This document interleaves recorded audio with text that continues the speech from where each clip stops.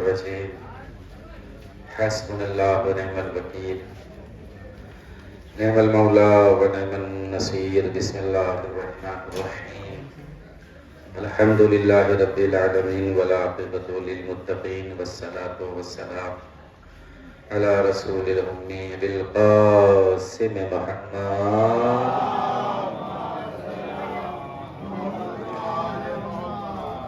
وآله الطيبين الطاهرين المعصومين المظلومين أما بعد فقد قال الله في كتابه الكريم وخطابه القصير بسم الله الرحمن الرحيم يا أيتها النفس المطمئنة ارجعي إلى ربك راضية مرضية فادخلي في عبادي وادخلي جنتي صلوات میں حضرت محمد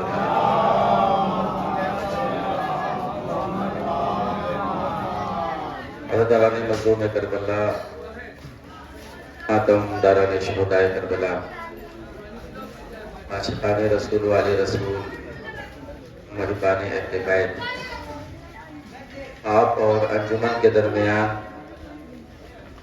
میں بہت دیر تک قائم نہیں رہوں گا. کچھ باتیں مجھے گزارش کرنی ہے وہ آپ سماعت فرما دیں. اس کے بعد آپ ہوں گے اور آپ کی انجمنیں ہوں گی. عام طور سے جو شب داری کی مجالس ہوتی ہیں اس میں ذاکر کا کوئی خاص کام نہیں رہتا. تو ذاکر کا اتنا ہی کام رہتا ہے کہ جو مجمع منتشر ہے اسے منظم کر کے انجمن کے حوالے کرتے ہیں. اس کے علاوہ ذاکر کا کوئی کام شب داری کی مجلس میں نہیں رہتا. بس دو چار باتیں سن لیجیے اور اس کے بعد میں بیان کو مکمل کر دوں گا. جو میں نے آیتیں آپ کے سامنے پڑھی ہیں وہ سورہ والفجر کی آخری آیتیں ہیں جس میں خدائے بے نیاز امام حسین علیہ السلام کا قصیدہ پڑھ رہا. زمانہ امام حسین علیہ السلام کا قصیدہ پڑھے یا نہ پڑھے لیکن اللہ قرآن مجید میں پڑھ رہا ہے. دوسری بات یہ ہے کہ شب داری میں آ کر یہ مجلسوں میں آ کر یہ بتانا مقصد نہیں ہوتا کہ مولا حسین کیا ہے. مولا حسین کو سب جانتے ہیں. آسمان پر پرواز کرنے والے پرندے بھی مولا حسین کو پہچانتے ہیں. سبحان اللہ سبحان اللہ. جنگل میں رہنے والے صحرائی جانور بھی امام حسین علیہ السلام کو پہچانتے ہیں. جنت میں رہنے والی مخلوق امام حسین علیہ السلام کو پہچانتے ہیں. پہچانتے ہیں تبھی تو جھولا جھولانے آتے ہیں. سبحان اللہ سبحان اللہ. جزاک اللہ. نعرہ حیدری. انشاءاللہ دیکھیے ایک بات جو گزارش کرنا ہے اسے بہت توجہ سے سنیے گا. دیکھیے یہ بتانا مقصد نہیں ہوتا شب داری کے ذریعے کہ امام حسین علیہ السلام کیا ہیں. یہ شب داری کر کے یہ مجلس عزا کر کے ہم بتاتے ہیں کہ ہم کیا ہیں. یعنی آپ سمجھے نہیں میں کیا کہہ رہا ہوں. شب داری کر کے یہ بتانا مقصد نہیں ہوتا کہ مولا حسین کیا ہیں. شب داری کر کے ہم بتاتے ہیں کہ ہم کیا ہیں.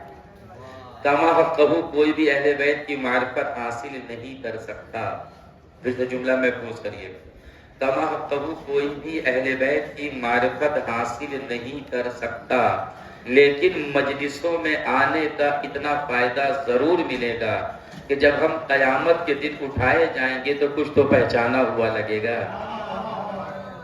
کچھ تو پہچانا ہوا لگے گا.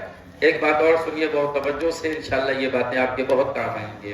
دیکھیے آج مجلس میں سب آتے ہیں. ہر مکتب فکر کا مسلمان اسے آزادی ہے کہ وہ مجلس میں آئے. کسی بھی مسلک کا ہو. میں کوئی شیعہ و سنی کی بات نہیں کر رہا ہوں. کسی بھی مسلک کا انسان ہو اس کے لیے آزادی ہے کہ وہ مجلس حسین میں آئے. مجلس میں آنے سے کسی کا عقیدہ نہیں بدلتا, کسی کا مسلک نہیں بدلتا. جو جس عقیدے پر ہے اسی عقیدے پر رہے گا. مجلس میں آنے سے کسی کا عقیدہ جو ہے وہ بدلنے والا نہیں ہے. لیکن مجلس میں آنے کا ایک فائدہ میں بتا رہا ہوں اور اسے سب توجہ سے سنیں کہ جب جناب ابراہیم علیہ نبینا کو آگ میں ڈالا گیا تو اللہ کے دو مخلوق ہیں, ایک ہے میٹک ایک ہے چھپکلی. آگ کے شعلے آسمان سے باتیں کر رہے ہیں. چھپکلی پھونکے مار رہی کہ شعلے بھڑک جائیں. حالانکہ شعلے بھڑکنے والے نہیں ہیں، وہ تو آسمان سے باتیں کر رہے ہیں۔ اور میڈک کا کام یہ ہے کہ ذرا سا پانی منہ میں لے کر آتا ہے، آگ میں ڈال دیتا ہے۔ حالانکہ میڈک جو پانی ڈال رہا ہے اسے آگ بجھنے والی نہیں ہے۔ تو کوئی پوچھے اللہ کے اس مخلوق سے، یہ جو قطرہ بھر پانی تو آگ میں ڈال رہا ہے، توجہ چاہوں گا، اسے آگ تو بجھے گی نہیں تو ڈال کیوں رہا ہے؟ تو وہ جواب دے گا مجھے پتا ہے کہ آگ بجھے گی نہیں، لیکن جتنی میری طاقت ہے اتنا تو کر سکتا ہوں۔ بات سمجھیے میں کیا کہہ رہا ہوں؟ جتنی میری توجہ چاہوں گا، جتنی میری استطاعت ہے اتنا تو میں کر سکتا ہوں۔ اور میں آگ میں پانی ڈال کر یہ بتانا چاہتا ہوں کہ زمانہ دیکھ لے، میں ابراہیم کے ساتھ ہوں، نمرود کے ساتھ نہیں ہوں۔ اب اس لفظ کو پہچانیے گا تب دعا سے نوازیے گا کہ میں ابراہیم کے ساتھ ہوں، نمرود کے ساتھ نہیں ہوں۔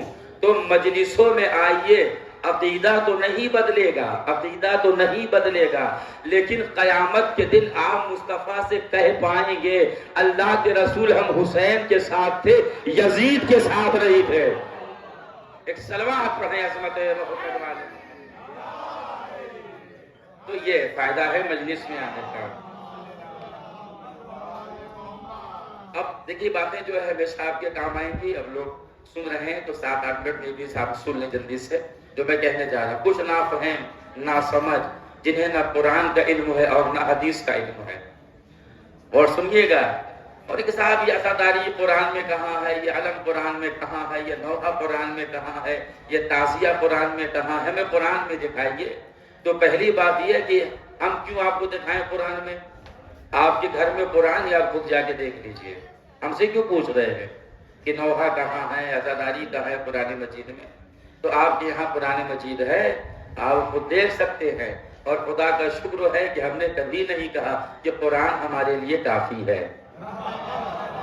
بھئی قرآن تو آپ کے لیے کافی ہے۔ دیکھیے نوحہ کہاں ہے، علم کہاں ہے، جلوس کہاں ہے، ذوالجناح کہاں ہے، آپ دیکھ لیجئے۔ اگر آپ دیکھنا چاہتے ہیں، میں حافظ قرآن نہیں ہوں، لیکن آپ جہاں سے کہیں گے وہاں سے میں آپ کو قرآن بتا دوں گا۔ میں حافظ قرآن نہیں ہوں۔ صاحب یہ ذوالجناح کیا ہے، یہ گھوڑا جلوس میں آ گیا، تو آئیے قرآن مجید کی آیتیں پڑھیے۔ والعادیات ضبحا فالموریات قدحا، قسم ہے دوڑتے ہوئے گھوڑے کی۔ سورہ عادیات کی آیت ہے کہ جن کے ٹانگوں سے چنگاری نکلتی ہے، تو یہ گھوڑے قرآن میں پہلے آئے ہیں، جلوس میں بعد میں آئے ہیں۔ اب آپ سمجھتے جائیے میں کیا کہہ رہا ہوں۔ صاحب نوحہ کہاں ہے قرآن میں، نوحہ کہاں ہے؟ آپ سورہ نوح اٹھا کر پڑھیے۔ نوح کا نام نوح نہیں ہے، آپ کا لقب نوح ہے، آپ کا نام ہے عبدالغفار۔ لیکن میرا چیلنج ہے قرآن پڑھنے والوں سے، ایک بات اور سنتے جائیے، نہ پڑھتا لیکن بات آ گئی ہے تو پڑھے دے رہا ہوں کہ آپ کہتے ہیں کہ قرآن میں رونا کہاں ہے، عزاداری کہاں ہے۔ تو میرا چیلنج ہے قرآن پڑھنے والوں سے، آپ قرآن میں نبیوں کی نمازیں نہ دکھا پائیں گے، ہم نبیوں کا رونا دکھا دیں گے۔ ساری گفتگو قرآن کی روشنی میں ہے، اس پر آپ غور کریے گا کہ آپ قرآن مجید میں نبیوں کی نمازیں نہ دکھا پائیں گے، میں نبیوں کا رونا دکھا دوں گا۔ صاحب یہ جناب نوح، ان کا نام ہے عبدالغفار، جا کے تفسیر دیکھیے گا سورہ نوح، یہ عبدالغفار، آپ کا لقب ہے نوح۔ نوح کے معنی ہے نوحہ پڑھنے والا۔ نوح کے کیا معنی ہے؟ نوحہ پڑھنے والا۔ پورے قرآن مجید میں جب اللہ نے جناب نوح کو خطاب کیا تو نام سے نہیں پکارا، جب بھی کہا یا نوحہ اے نوحہ پڑھنے والے، یا نوحہ اے نوحہ پڑھنے والے، یا نوحہ اے نوحہ پڑھنے والے، پتہ چلا نوحہ پڑھنا خدا کی نظر میں پسندیدہ عمل ہے۔ آپ نوحے کی بات کر رہے تھے، قرآن میں نوحہ بھی ہے، صاحب بیاض بھی ہے۔ بھئی صلوات پڑھیں عظمت محمد والے محمد پر۔ اب دیکھیں جو بات ہے بہت، دیکھیں میں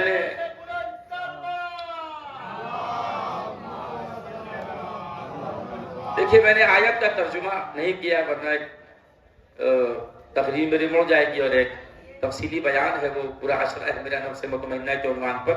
اگر آپ کو ذوق ذاکری ہے تو نیٹ پر آپ میرے نام سے سرچ کریے عابد رضوی، تو میرا پورا اشرا آ جائے گا نفس مطمئنہ کے عنوان پر. ایک اشرا ہے اور ایک اشرا میرا ہے کربلا کا منظر اور پس منظر کے عنوان پر. یہ دونوں اشرے آپ کو نیٹ پر مل جائیں گے. بس آپ میرا نام ڈال دیجئے گا, میرے سارے اشرے آپ کو مل جائیں گے. نفس مطمئنہ کے عنوان پر ایک اشرا ہے اور ایک اشرا ہے میرا کربلا کا منظر اور پس منظر کے عنوان پر. اور دو باتیں میں اس میں سے آپ کو سنا رہا ہوں. کچھ نافہم نا سمجھ یہ کہتے ہیں کہ صاحب جب مولا حسین کو یہ پتا تھا, بہت توجہ چاہوں گا, یہ میدان کربلا میں مار ڈالے جائیں گے تو کیوں گئے کربلا؟ نہیں جانا چاہیے تھا بھائی. انہیں پتا تھا کہ جائیں گے کربلا تو مار ڈالے جائیں گے, تو انہیں کربلا نہیں جانا چاہیے تھا. اور شریعتاً ہمارے لیے بھی ہے, اگر ہمیں یہ پتا ہو کہ فلاں گاؤں میں فلاں محلے میں ہماری جان کو خطرہ ہے تو وہاں جانا ہمارے لیے حرام ہے. چونکہ انہوں نے عام انسانوں کا قیاس مولا حسین پر کیا. یہ بہت توجہ چاہوں گا, عام انسانوں کا قیاس مولا حسین پر کیا. جب مولا حسین کو یہ پتا تھا کہ میدان کربلا میں مار ڈالے جائیں گے, قتل کر دیے جائیں گے, بچے مار ڈالے جائیں گے, تو میدان کربلا میں نہیں جانا چاہیے تھا. پوچھنا بس اتنا ہے, ابراہیم کو پتا ہے کہ چھری چلانا ہے, اسماعیل کو پتا ہے کہ چھری چلنا ہے, تو میدان مینا تک کیوں گئے؟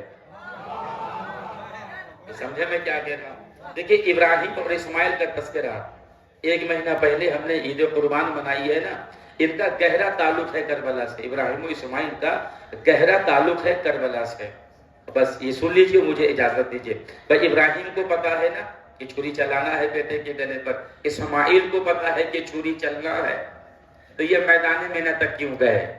تب کہے گا پورا عالم اسلام یہ کہے گا کہ صاحب حکم خدا سے ابراہیم و اسماعیل میدان مینا تک گئے, میدان قربانی میں گئے. اگر ابراہیم و اسماعیل حکم خدا سے میدان مینا تک گئے تو حکم خدا سے مولا حسین دین بچانے کے لیے کربلا تک گئے. بھائی سمجھیے گا میں کیا کہہ رہا ہوں, دین بچانے کے لیے کربلا تک گئے. اسی بات کا تو رونا ہے, مینا سمجھ گئے کربلا نہ سمجھ سکے. آئے ابراہیم آئے, میں نے اس کا گہرا تعلق ہے 10 محرم سے, جو میں واقعہ سنا رہا ہوں. ابراہیم و اسماعیل کا گہرا تعلق ہے 10 محرم سے, شہادت حسین سے. بس 2-4 منٹ میں سن لیجئے, یہیں میں بیان بھی مکمل کر دوں گا. ابراہیم اسماعیل کو لے کر میدان مینا تک آئے, اور توجہ چاہوں گا انشاءاللہ کہ جو آپ شب بیداری کر رہے ہیں, جو آپ تابوت نکال رہے ہیں, جو آپ تعزیہ نکال رہے ہیں, ساری باتیں اس میں آ جائیں گی. اور گلے پہ چھری رکھ دی اسماعیل کے, چھری رکھی ہے. اگر چھری نہ رکھی ہوتی نا بیٹے کے گلے پر, تو وہ بی بی حاجرہ جب اسماعیل کا کرتا بدل رہی تھی تو گلے پہ چھری کا نشان کیسے دیکھا؟ جب گلے تک چھری آ گئی تو اب دیر کس بات کی, ہاتھ کو حرکت دیں اور رگے حیات کٹ جائے. اللہ نے جبرائیل سے کہا کہ دمبا لے کر جاؤ, اسماعیل کو ہٹا دو اور دمبا رکھ دو. توجہ چاہوں گا, دمبا رکھ دو.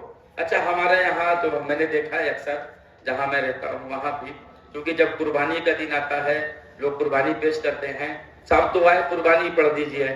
اب مولانا صاحب پہنچ گئے دعائے قربانی پڑھنے کے لیے, کبھی ٹھہر جائیے گا, وہ پان کے بیڑے لگ رہے ہیں, وہ چاندی کا چھلا بن رہا ہے جو جانور کے منہ میں رکھا جائے گا, وہ ہار تیار ہو رہے ہیں.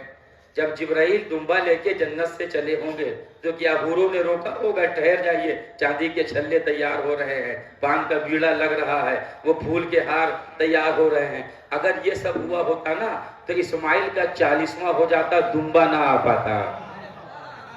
دمبا اتنی دیر میں آئے گا, توجہ چاہوں گا, دمبا اتنی دیر میں آئے گا, ابراہیم ہاتھ کو حرکت نہ دینے پائے. اور پورا عالم اسلام اس بات کو تسلیم کرتا ہے کہ چشمے زدن میں دمبا آیا اسماعیل کو بچانے کے لیے. پوچھنا بس اتنا ہے کہ دمبا کا آنا سمجھ میں آ گیا اور شب معراج محمد کا جانا سمجھ میں نہ آیا. آخری بات آپ تک پہنچ جائے. دیکھیے جو میں کہنے جا رہا ہوں اس پر آپ ذرا سے غور کریے گا, اور میں مناظرے کی شکل خطابت میں نہیں دیتا, مگر آج آپ سن لیجیے. جبرائیل آئے, انہوں نے اسماعیل کو ہٹا دیا, دمبا چھری کے نیچے رکھ دیا. غور فرمائیے گا, دمبا چھری کے نیچے رکھ دیا. بیچارہ دمبا کٹ گیا, خاموشی سے نہ رویا نہ چلایا نہ بھاگا. اب جن کی نظر تاریخ پر ہے انہیں بہت اچھا لگے گا. اب قبلہ کی صدارت ہے تو قبلہ میں توجہ چاہوں گا, نہ رویا نہ چلایا نہ بھاگا, آسانی سے کٹ گیا. جانور ہے, چلاتا کیوں نہیں ہے؟ کہا یہ بارگاہ رسالت ہے, یہاں شور کرنا منع ہے. اچھا روتا کیوں نہیں؟ کہا ہمیں نہ سمجھائیے، صحبت نبی میں خوف جان سے رویا نہیں جاتا۔ پھر لفظوں کو پہچانیے۔ اچھا بھاگتا کیوں نہیں؟ سامنے دو دو پہاڑیاں ہیں، بھاگ جا۔ کہا ہاں بھاگ جاتا، اگر اپنی جان بچانے آیا ہوتا، نبی کو بچانے آیا ہو، کٹ جاؤں گا، بھاگو گا نہیں۔ اور تم کیا چاہتے ہو کہ تاریخ میں لکھا جائے کہ ایک جانور نبی کو چھوڑ کے بھاگ گیا؟ تاریخ کی نسبت ہے، آپ سمجھے۔ ذرا ٹھہر جائیے، 2 منٹ مجھے دیجیے، پھر نعرہ لگائیے گا۔ یہ پورا واقعہ میں نے آپ کو سنایا۔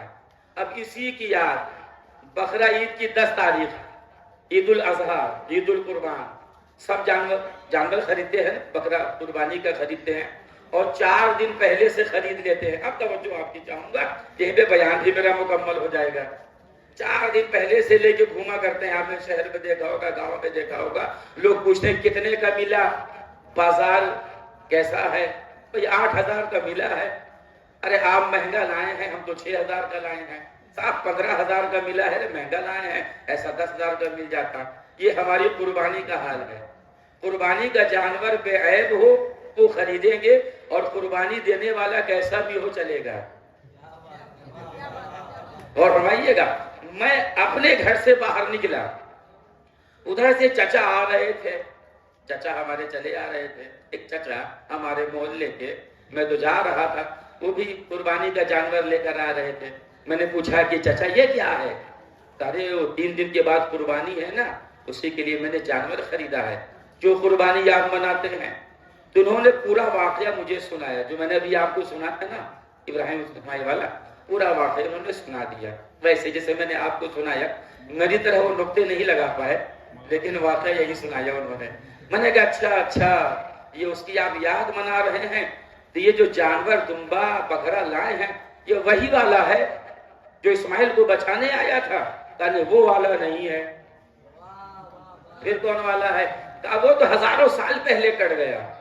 اگر وہ ہزاروں سال پہلے کٹ گیا تو یہ کون والا ہے؟ کہا یہ اسی دمبے کی شبیہ ہے جو اسماعیل کو بچانے آیا۔ میں نے کہا صحیح کہا، جو ایک نبی کو بچا لے اس کی شبیہ بنانا چاہے، جس نے پورا دین بچایا ہو۔ صلوات پڑھیں عظمت محمد والے محمد پر۔ اب سوچئے گا، غور کریے گا، اب تعزیہ بنانا بدعت، علم بنانا بدعت۔ اب وہ لوگ بھی کہہ رہے ہیں جن کے باپ دادا تعزیہ داری کرتے تھے اور جن کے باپ دادا علم اٹھاتے تھے۔ ابھی ایک بات میں نے عشرے میں کہا تھا، یہاں بھی کہہ رہا ہوں، جو میرا گاؤں ہے یہاں کہنے کا حق ہے۔ میں نے کہا صاحب فتوے آ رہے ہیں، صاحب تعزیہ نہیں دیکھو، علم نہ دیکھو، ورنہ نکاح ٹوٹ جائے گا۔ اب اس کو بھیا ریکارڈ کر کے ڈال دینا۔ صاحب تعزیہ دیکھنے سے نکاح ٹوٹ جاتا ہے۔ آپ نے نکاح کو اتنا کمزور بنا لیا کہ طلاق پہ خطرہ آنا ہی آنا تھا۔ جب نکاح ہی اتنا کمزور ہے تو طلاق پہ تو خطرہ ویسے ہی آ جائے گا۔ صاحب تعزیہ اتنا کمزور، نکاح تعزیہ دیکھا، نکاح ٹوٹ گیا۔ میں سمجھتا ہوں کہ حسین کے خلاف بولنے کے لیے بھی جگر چاہیے، عزاداری کے خلاف بولنے کے لیے بھی حوصلہ چاہیے۔ میں تو سیدھی بات جانتا ہوں، جن لوگوں کا یہ کہنا ہے، جو صاحب یہ کہتے ہیں صاحب تعزیہ دیکھنے سے نکاح ٹوٹ جاتا ہے، وہ ہمیں لکھ کے دے دیں ان کے دادا نے کبھی تعزیہ نہیں دیکھا، وہ گارنٹی لیں کہ ان کے باپ نے کبھی تعزیہ نہیں دیکھا۔ تم سیدھی بات ایسے جانتے ہیں کہ دادا نے تعزیہ دیکھا نکاح ٹوٹ گیا، باپ نے تعزیہ دیکھا نکاح ٹوٹ گیا، تو صاحبزادے پیدا ہوئے اور حسین کے خلاف بول رہے ہیں۔ ہم تو سمجھ جاتے ہیں تو نکاح ٹوٹنے کے بعد آئے ہیں تو حسین کے خلاف بول رہے ہیں۔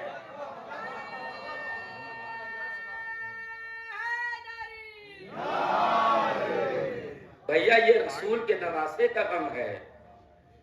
مولا حسین کون ہیں؟ حضور پاک کے نواسے ہیں۔ مولا حسین کون ہیں؟ حضور پاک کے لفظ جگر ہیں۔ مولا حسین کون ہیں؟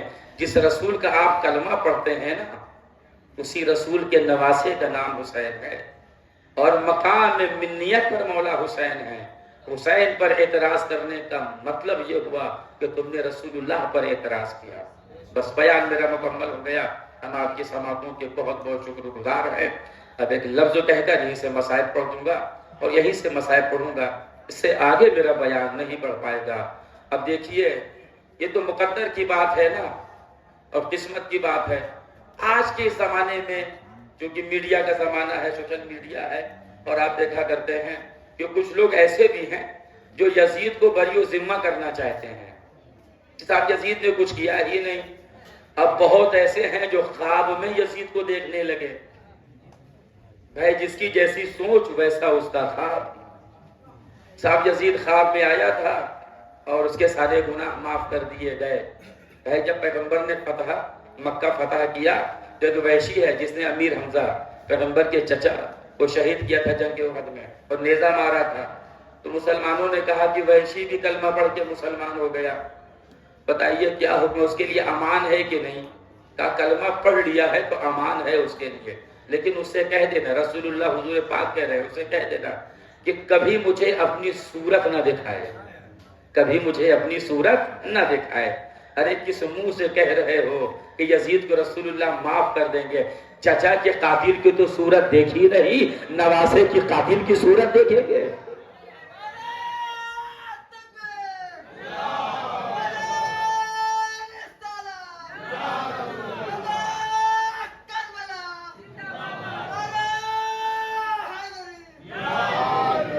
ایک کریکٹر ہے یزید کا، کریکٹر ہے کہ کوئی راضی نہیں ہے یزید سے، کوئی راضی نہیں ہے۔ جو میں نے آیت آپ کے سامنے پڑھی اس کا ترجمہ اور مسائل، خدائے بے نیاز امام حسین علیہ السلام سے یہ کہہ رہا ہے، اے نفس مطمئنہ پلٹ آ۔ اس پلٹ آ پر بھی کئی تفصیل درکار ہے۔ اے نفس مطمئنہ پلٹ آ، لوٹ آ نہیں کہا اللہ نے، پلٹ آ کہا ہے۔ پلٹ آ اور لوٹ آ میں بنیادی فرق ہے۔ پلٹ آ وہاں کہا جاتا ہے کہ جہاں کام کرنے والا کام کی سرحد سے آگے نکل جائے۔ مولا حسین سرحد صبر سے اتنا آگے نکل گئے تھے کہ اللہ کو کہنا پڑا کہ پلٹ آ، اور اللہ کے علاوہ کسی کی اوقات نہیں تھی کہ جو مولا حسین سے کہتا پلٹ آ، کیونکہ پلٹ آ وہی کہتا ہے جس نے بھیجا ہو۔ راضیتم مرضیہ، میں تجھ سے راضی ہوا، اور معاملہ ایک طرفہ نہیں ہے، اے حسین تو بھی مجھ سے راضی ہو جائے۔ آپ نے لفظوں کو نہیں پہچانا کیونکہ یہاں پہ ذرا سے شرح درکار ہے۔ للہ یسجد من فی السماوات والارض، زمین اور آسمان کے مابین جو اشیاء ہیں سب اللہ کی بارگاہ میں سجدہ کرتے ہیں۔ یسبح للہ ما فی السماوات وما فی الارض، زمین اور آسمان کے مابین جو اشیاء ہیں سب اللہ کی بارگاہ میں تسبیح پڑھتے ہیں۔ یہ باد صبا آئے تو تسبیح پروردگار کے ساتھ مقصد ایک ہے کہ اللہ راضی ہو جائے۔ یہ نسیم سحر جائے تو تسبیح پروردگار کے ساتھ مقصد یہ ہے کہ اللہ راضی ہو جائے۔ یہ موج طغیانی چادر آپ پر کروٹیں بدل بدل کے تسبیح پروردگار کرے، مقصد کیا ہے کہ اللہ راضی ہو جائے۔ پہاڑ تسبیح پڑھیں تو مقصد کیا ہے؟ اللہ راضی ہو جائے۔ اشجار تسبیح پڑھیں تو مقصد کیا ہے؟ اللہ راضی ہو جائے۔ ثمرات تسبیح پڑھیں تو مقصد کیا ہے؟ اللہ راضی ہو جائے۔ یہ پھول، یہ چمن تسبیح پڑھیں تو مقصد کیا ہے کہ اللہ راضی ہو جائے۔ فرشتے تسبیح پڑھیں تو مقصد کیا ہے؟ اللہ راضی ہو جائے۔ جنات تسبیح پڑھیں تو مقصد کیا ہے کہ اللہ راضی ہو جائے۔ انسان تسبیح پڑھیں تو مقصد کیا ہے؟ اللہ راضی ہو جائے۔ توجہ چاہوں گا، کائنات کا ذرہ ذرہ اس بات میں لگا ہے کہ اللہ راضی ہو جائے، اللہ اس بات پہ آ رہا ہے کہ حسین راضی ہو جائے۔ میرے بندوں میں شامل ہو جا۔ آج ہر انسان کو اسی بات پہ غرور ہے، صاحب ہم اللہ والے ہیں، ہم اللہ کے بندے ہیں، ہم اللہ والے ہیں۔ یہ فرزندان توحید جو توحید کا دم بھرتے ہیں، صاحب ہم تو اللہ والے ہیں، ہم تو اللہ والے ہیں۔ بڑا ناز ہے لوگوں کو کہ ہم اللہ والے ہیں۔ ارے مسلمان وہ جو اس بات پہ ناز کرے کہ وہ اللہ والا ہے، اور اللہ اس بات پہ غرور کر رہا ہے کہ حسین اس کا بندہ ہے، حسین اس کا بندہ ہے۔ میرے بندوں میں شامل ہو جا، میری جنت میں داخل ہو جا۔ اور یہ جو سورہ والفجر کی آخری آیتیں ہیں، حسین مصروف جہاد تھے تو دنیا یہ سوچ رہی تھی کیا لڑیں گے، کیا جنگ کریں گے، ابھی ابھی تو نوجوان کا لاشا اٹھایا ہے، ابھی ابھی تو عباس کی میت پہ رو رہے تھے، ابھی تو قاسم کی پامال میت اٹھائی ہے، ابھی تو 6 مہینے کے بچے کو سپرد لحد کیا ہے۔ فاتح بدر و حنین کے لال تھے، ذوالفقار کو بے نیام کیا، حملہ کیا، لوٹتے جاتے تھے آقا حسین اور کہتے جاتے تھے تم نے میرے اکبر کو مار ڈالا، تم نے میرے قاسم کو مار ڈالا، تم نے میرے 6 مہینے کے بچے کو مار ڈالا، آؤ بھوکے سے لڑو، آؤ پیاسے سے لڑو۔ اب یہ مقتل کے جملے ہیں، میرے جملے نہیں ہیں۔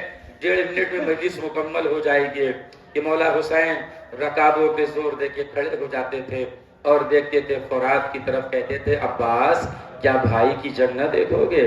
کبھی مقتل کی طرف دیکھ کے کہتے تھے اکبر بابا کی جنگ دیکھو، قاسم چچا کی جنگ دیکھو، اونو محمد ماموں کی جنگ دیکھو۔ میرنی صاحب نے کہا لاشے اکبر و عباس جو آتا تھا نظر تھام لیتے تھے کلیجہ اور کبھی گاہے جگر، رو کے کہنے لگے بیٹے سے کیے جانے پدر، ایسے غافل ہو کہ لیتے نہیں بابا کی خبر، میرے پیارے میرے جائے میرے دل پر اٹھو، ہم پہ تنہائی ہے اٹھو، علی اکبر اٹھو۔ کوئی جواب دینے والا نہ تھا، مقتل میں تو سناٹا تھا، تو پشت سے آواز آئی مرحبا یا اخی مرحبا۔ اب جب پلٹ کے دیکھا تو بہن در خیمہ پہ کھڑی تھی اور بھائی کو داد شجاعت دے رہی تھی۔ حسین زخموں سے چور چور ہوئے، جب یلغار ہوا ظالموں کا تو زخموں سے چور چور ہوئے، تو ذوالجناح سے کہنے لگے مجھے کسی نشیب میں لے کر چل جہاں ذبح ہوتے ہوئے مجھے میری بہن زینب نہ دیکھے۔ ایک نشیب میں ذوالجناح لے آیا اور کہا مولا آپ کا مقتل آ گیا۔ پوچھا تجھے کیسے خبر کہ یہ میرا مقتل ہے؟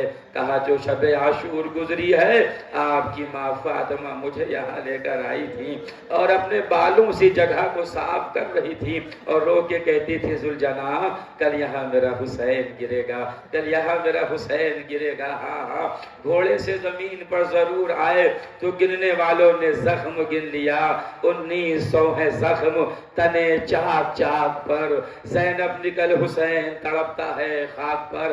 علامہ باقر مجلسی لکھتے ہیں کہ 12 وار میں حسین کا گلا کٹا۔ پہلی روایت یہ لکھتے ہیں کہ جب قتل حسین کے ارادے سے شمر ملعون چلا تو خنجر کو پتھر پہ مارتا ہوا خنجر کی دھار گند ہو گئی تھی، جس کی وجہ سے 12 وار میں حسین کا گلا کٹا۔ دوسری روایت یہ علامہ باقر مجلسی لکھتے ہیں کہ مولا حسین کا گلا اتنا سوکھ چکا تھا پیاس کی وجہ سے کہ شمر کا خنجر نہیں چل رہا تھا۔